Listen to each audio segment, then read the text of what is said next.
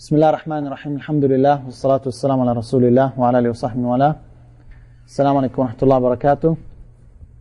Welcome to the Fiqh class.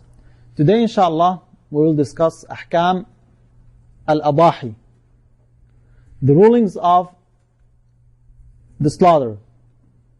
And we have 3 points to discuss. When does the slaughter begin? Now we knew the age, we knew the type of the animals that we can slaughter. Now, when do we start slaughtering? What time? And what time does it end? And what about the nights? If we say that we can slaughter on that day, does that include the night also, 2 a.m., or it is only the day? These are the issues that we will discuss. Now, when can you perform the udhiyah? What time does the udhiyah start, where you can slaughter your sheep or your camel or your cow? After Salat al-Eid. Salat al-Eid is at 9 a.m. and you slaughtered at 8 a.m. Can you do that or no? No? Why not? Why not? 9 o'clock you cannot. You have to pray and you go straight to the work.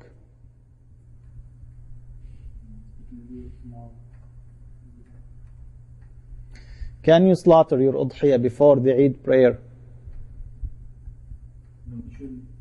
All scholars agreed that you cannot.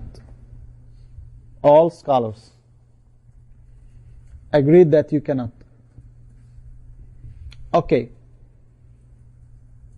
After the Eid prayer,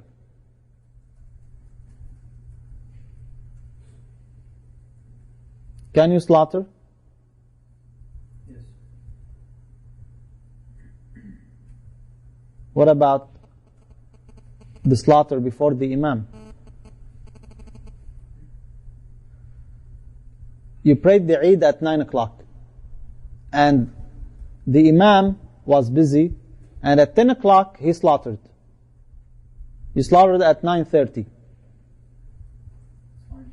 That is fine? So, it is the prayer what counts. It is not the slaughter of the Imam.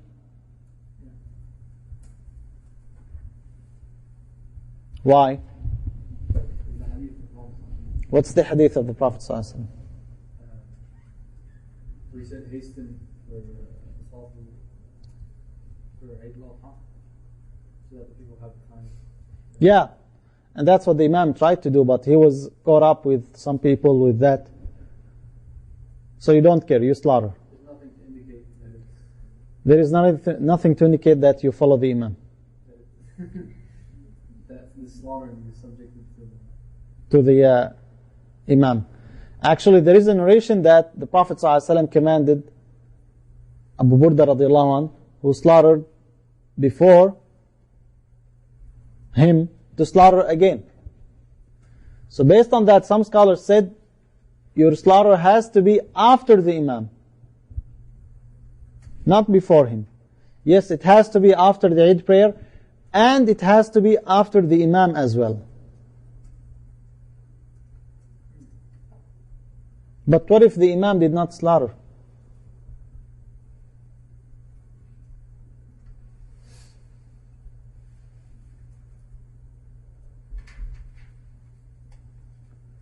What if you are in an area where you want to slaughter and there is no Eid prayer? You are a Muslim in a village with 5 members only. What do you do? We pray Eid. Hmm? We pray Eid. How you pray Eid? You have only 5 people. 3 of them are women. And you give khutbah al-Eid for one brother. Yeah, That is permissible? because of the word Jama'at, it means 2 people can have one person and one giving khutbah, one listening. Where Jama'at means 2 people? Yeah, but Jum'ah and Eid. That was one opinion, right? You said that one opinion. So if it was one opinion, then that's it. It's okay. And since it was said, so we say it is permissible. This is the issue that scholars differed on. They all agreed that you don't perform the udhiyah before the Eid prayer. What about people who ask others to perform the udhiyah on their behalf?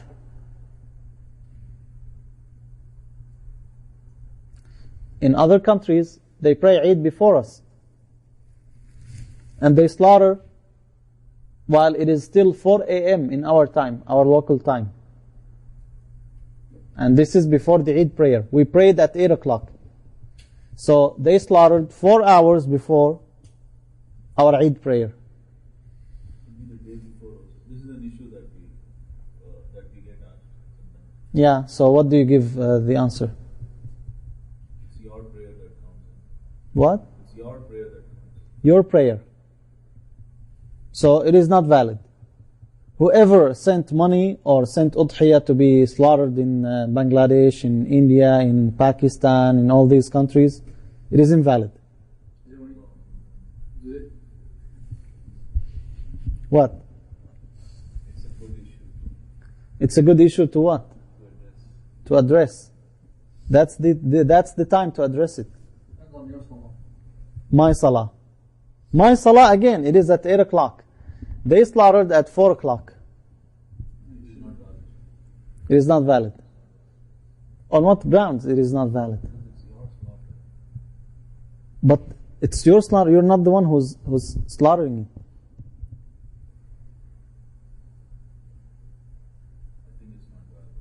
You think it is not valid. I think it is valid.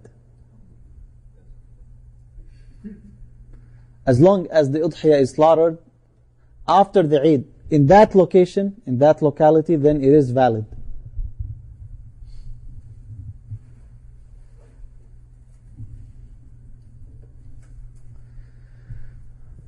What is the last time to slaughter? Now we agreed on the beginning that it has to begin after the Eid prayer. What is the last time to slaughter?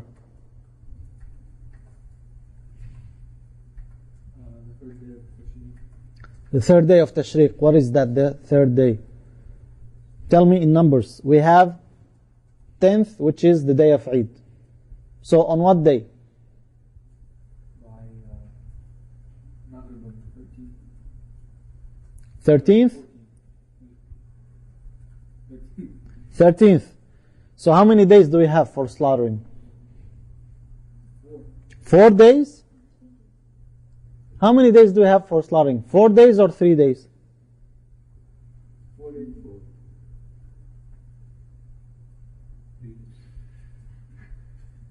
Or 1? 3 plus 1. 3 plus 1. Why 3? Is there 3 days of Tashriq? Yeah, 3 days of Tashriq. The 3 days of Tashriq, And the Eid day. isn't the Eid day included? No.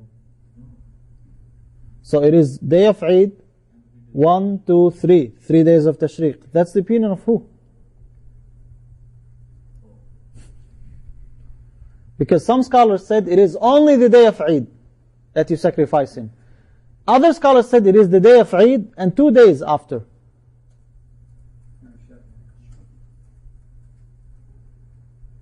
And the other opinion says it is the day of Eid and 3 days after it.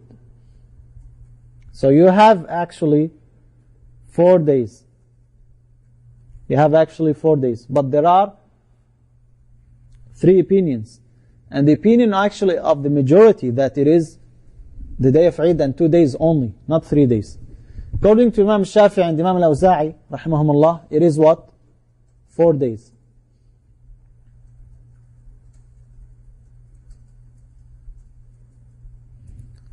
It is the day of Eid and 3 days after. Why? They say because these are the days of slaughtering. These are the days of Tashriq for the Hujjaj. They can harry in 2 days and they can stay for 3 days. Plus the day of Eid. So these are 4 days. Why did the majority limit it? Because there is a hadith says the slaughtering days are the day of Eid and 2 days after it.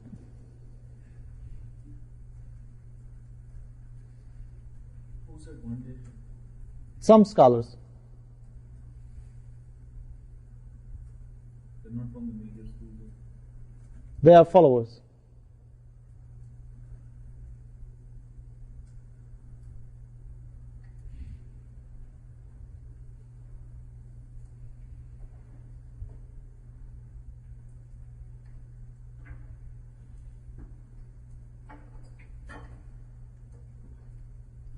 Now, when we say the day of Eid, someone comes at 9 p.m. and he slaughters. Is that valid? Or no? The day of Eid, after Salah, yes. It's 9 p.m. in the night, evening. There's no limit on it. I mean, you have to do it as early as possible. You have to do it as early as possible. But again, I have 3 days. Didn't Yeah, we? you have 3 days, but you still have to do it as early as possible. Yes. Shouldn't we stop before sunset? We don't slaughter after that? No, if you need to eat sometime.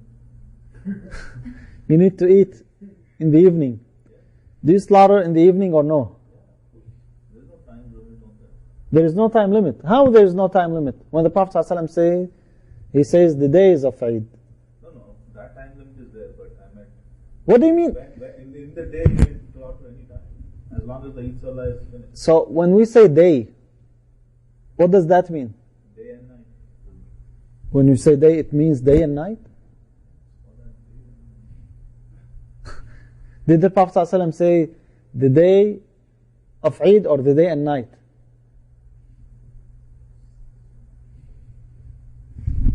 Again, what are the nights included or no? Yes, they're good.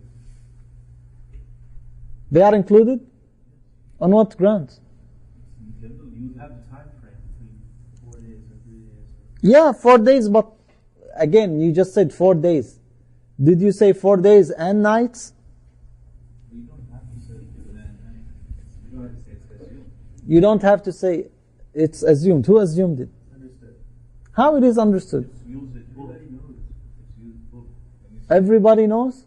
Yeah. When you say, I'm coming on this day, and you come in the night, would that be implied? Don't we say there is daytime and nighttime? On this day, yeah, but you can say night. Whatever's required. There is difference of opinions. Some and the basis of this difference again is the term day, yawm. Does it include night or no? Why the Prophet ﷺ said yawm wa layla? For the muhrim, for the woman, it is forbidden on her to travel a day and night without a mahram. If it was understood, then there is no need. So the usage of the religion, the lawgiver, sometimes included nights, and it meant days and nights, and sometimes it did not. So it meant only the day. The equivocality in the term day. Does it include night or no? That's why scholars differed.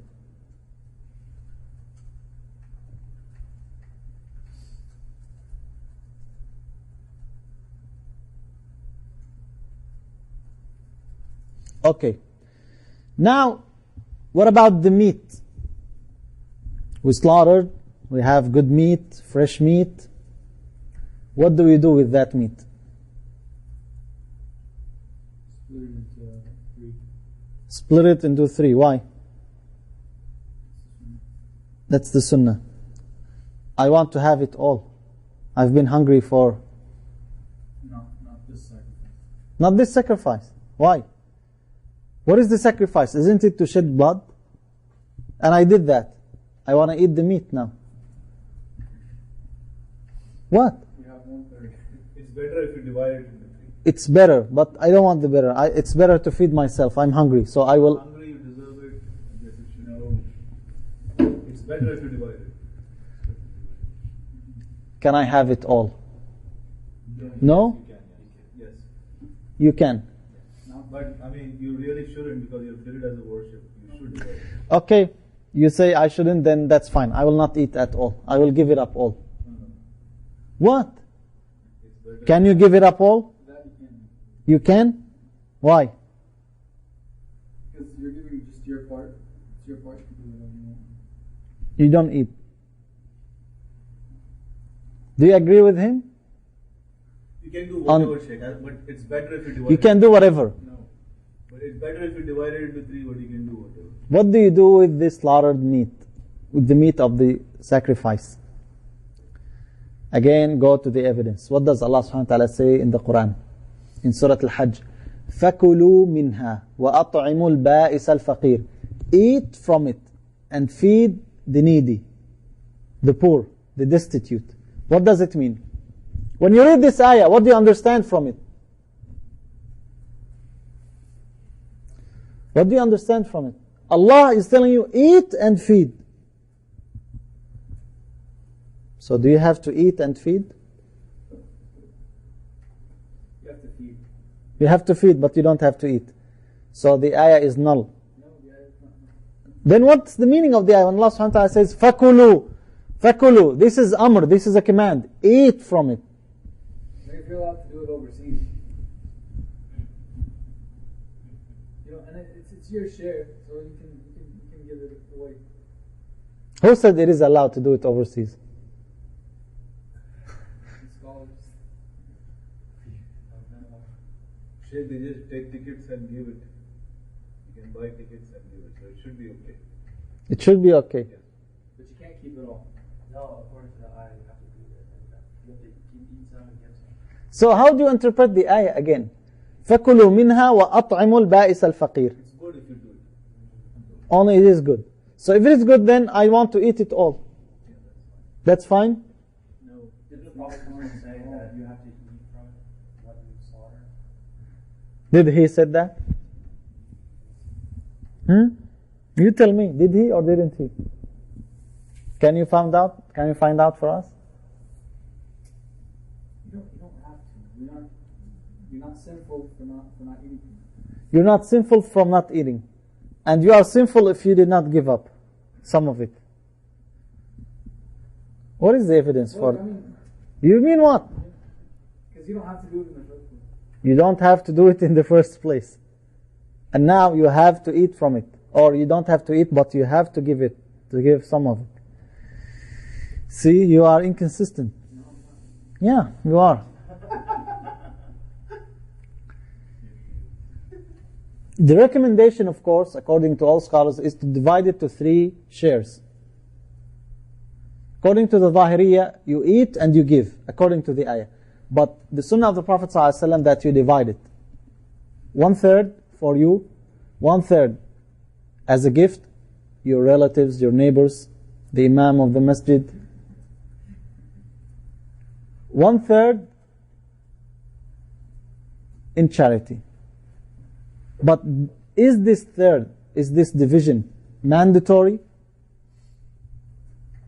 It is only recommended. So what is mandatory? Again, scholars differed. Do you have to eat? Do you have to give?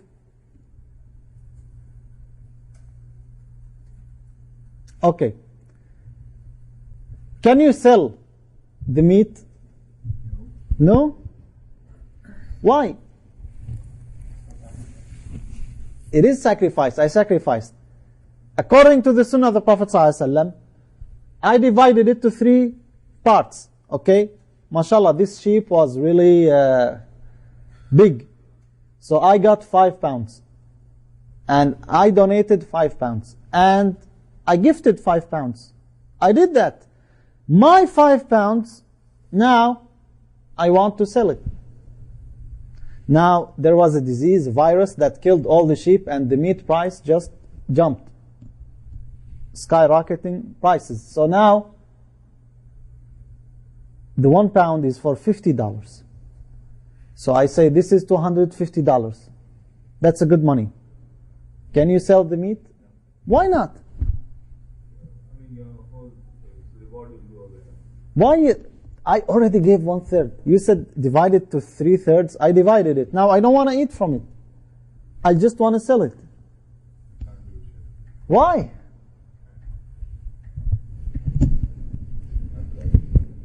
What? Not logical to who? Can you sell the meat or no?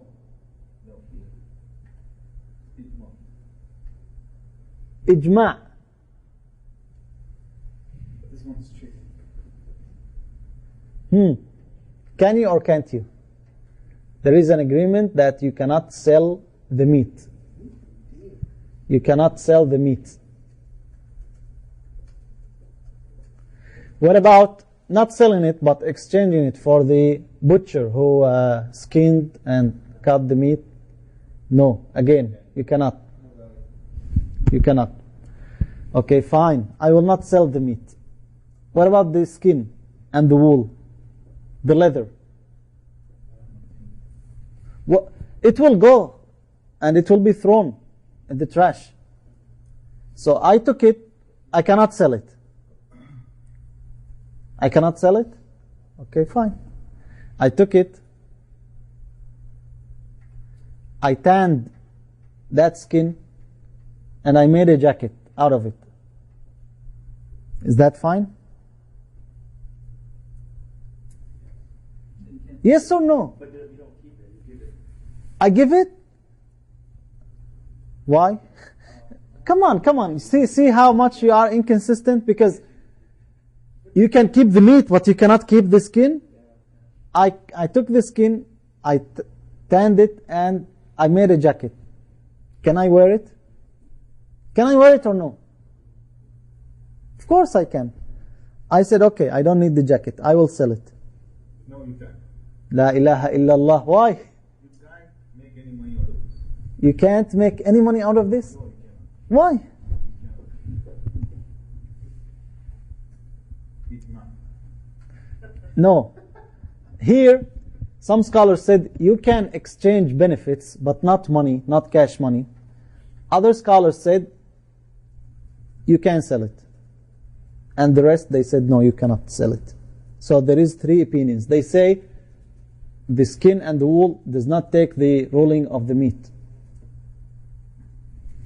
According to Abu Hanifa, rahimahullah, you can exchange things, non-monetary things.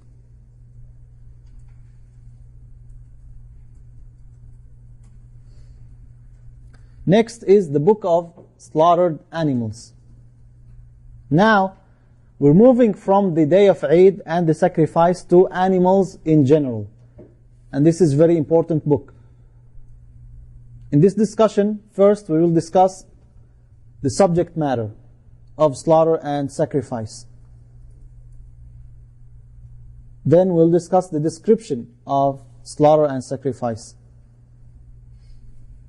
Then we'll discuss the instrument with which slaughter and sacrifice are undertaken.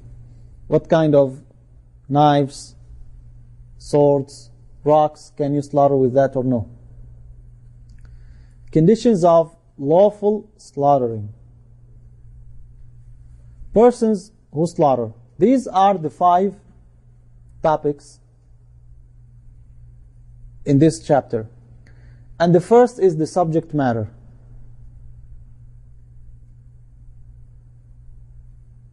Which is the animals. Animals, in terms of lawful slaughter for consumption, are divided into 2 types. Animals that are not lawful without lawful slaughter. Like what? Like what? What kind of animal is not lawful without lawful slaughter? All meat. Cow, chicken, all this. And then animals that are permitted to eat without lawful slaughter.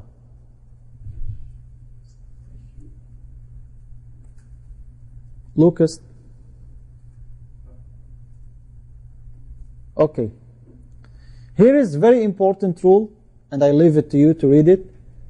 They agreed that the animal whose meat becomes lawful for consumption is the warm-blooded land animal.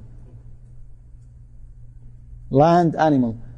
That's what needs to be slaughtered, which is neither prohibited nor one with damaged vital organs, nor that for which hope has been given up because of fatal blow, goring, falling from a height, ravenous attack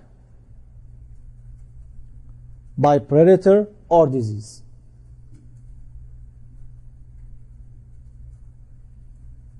That's the kind of animal that you can slaughter and it becomes lawful. They also agreed that sea animal is not in need of zakah. And this is the term that we will use from now on, inshallah. Zakah. Zakah, look at my tongue, it is zakah. It is different than zakah. Zakah, we already talked about it. It is the zakah that you pay 2.5%. Zakah is the lawful slaughtering. That's what we mean by zakah. Tazkiyah. And again, there is difference between tazkiyah and tazkiyah. Tazkiyah is purification, while tazkiyah means slaughtering. Zakah. Is that clear?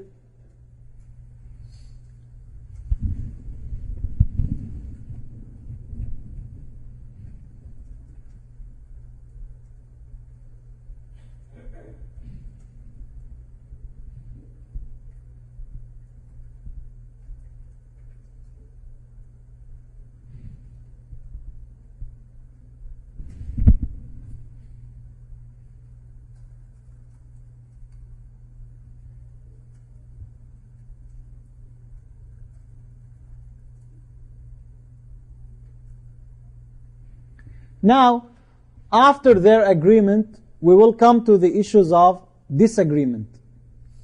What did they disagree on? They disagreed about the effect of zakah on the categories of animals that have been prohibited in the ayah if they were caught alive. What are the animals that are prohibited in the ayah? What ayah we are talking about here? Surah Al-An'am. Very good. MashaAllah. What ayah in Surah Al-An'am?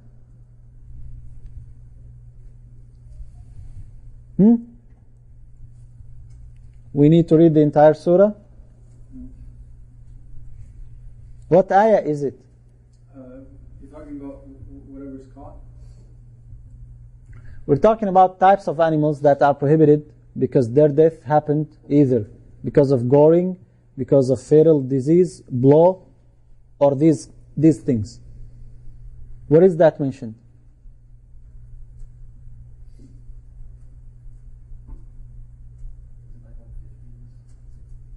160s. Good. It is in Surah Al-Ma'idah. Surah 5, Ayah 3. Ayah 3.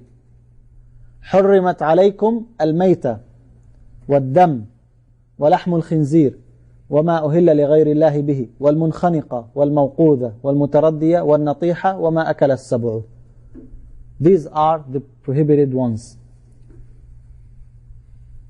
Whatever was attacked by wild animal predator, whatever had fatal blow or fallen, or due to goring. Now, if this happened, if an animal fell and it was still alive, and you slaughtered it, would that be valid or no? That's what this issue is about. Okay? That's what it means. They disagreed about the effect of zakah, of this slaughtering, on the categories of animals that have been prohibited in the ayah, if they were caught alive. Now, why the ayah forbade them? Because they are dead.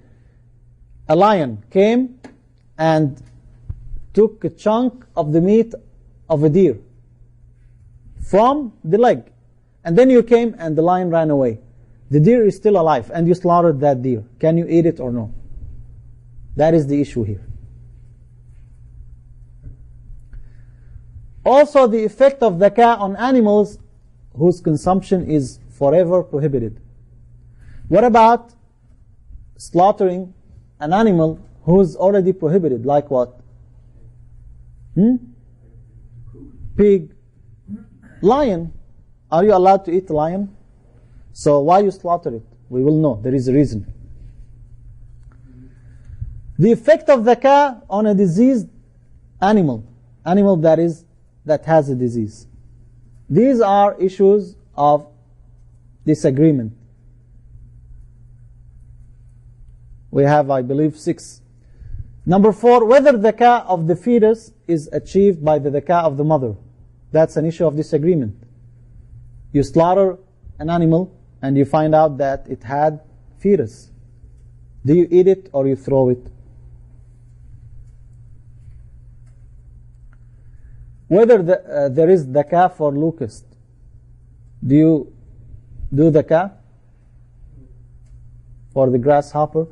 Whether there is zakah for amphibious animals. What do you mean by amphibious animals? Live in water and land. Water and land. Like frog, you're not allowed to eat it. Specifically. Alligator. What else? Turtle.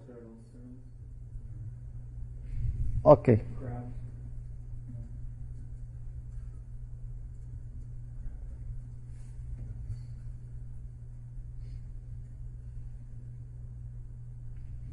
Look at this important rule again.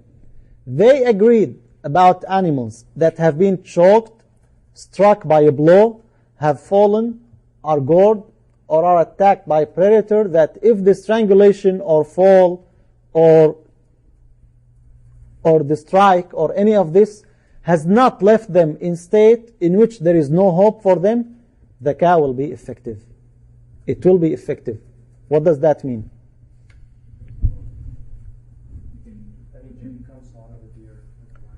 Exactly. You remember the example I told you, the deer? Why? Because that attack is not fatal. This animal can survive.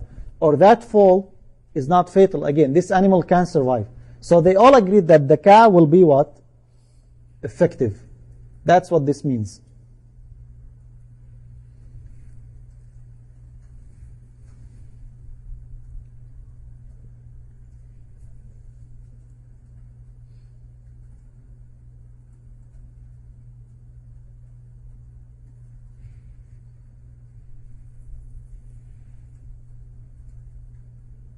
So they still have a chance to live. Basically. Yeah. They disagreed when there is a predominant probability that the animal will die because of damage to a vital organ or some other reason. Okay? This animal is sick, or it was struck by a stick and it is almost dying, which means if you leave it for 2 more hours, it's going to be dead. Do you slaughter it or no? They disagreed on that. One group of jurists said that the zakah is still effective. Zakah is still effective. Now, why do we focus a lot on zakah, on slaughtering? Because that's the main purpose of making this meat halal. When you take out the blood, blood is very, very harmful if you eat it. That's why it is forbidden, blood. Blood is what carries the diseases and carries all these things. So how you empty the animal from blood? By slaughtering. And again, that's why one of the signs of the perfection of Islam is that slaughtering is one of the conditions. Because when you slaughter, what happens? When you slaughter, what happens? The blood is still pumping, and the blood is going out from the veins. And the brain is sending more signals that I need blood. So the heart, again, pumping more blood until the animal is empty of blood. And now you can eat. That is the purpose of slaughtering. So would that be effective here? One group of jurists said, if you know that this animal is going to die, and you slaughter it, it is effective. Other scholars said no, it is already too late. Because it's almost dead. If you leave it, it will die, so it is ineffective.